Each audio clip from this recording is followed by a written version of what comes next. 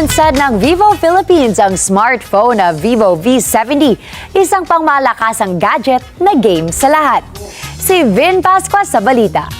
Nag-iisip ka na bang mag-upgrade ng gadget ngayong 2026? Hatid ng Vivo ang smartphone na maaasahan at may pangmalakasang features, ang Vivo V70. Taglay lang naman ng phone na ito ang 1.5K Ultra Clear OLED display na kayang abutin ang peak brightness ng hanggang 5,000 nits.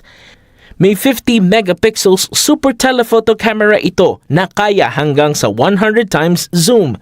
Kaya din itong mag-shoot ng video ng hanggang 4K at 60 frames per second. Sa mga mahilig sa moments, may 20 times na telephoto stage mode at film camera mode na bawang gawa ng camera company ang Zeiss.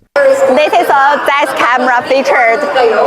We have the Zeiss AI camera, which is really good for the stage view.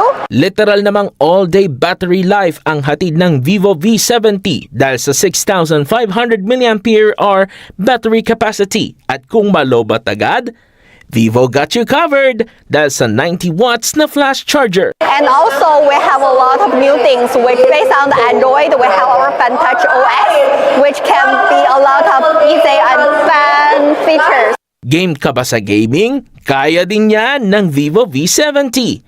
Durable at water and dust resistant rin ang phone na ito, kaya matibay na available sa Alpine Gray at Golden Hour.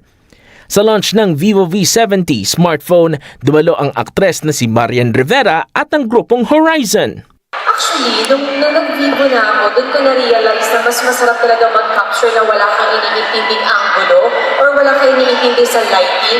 Kasi minsan kung ano pa yung mga candid o yung mga memorable na mga time nyo together, para yung pa talaga yung mas meaningful. To join us to try our Vivo V70. Mabibili ang Vivo V70 sa halagang 31,999 pesos.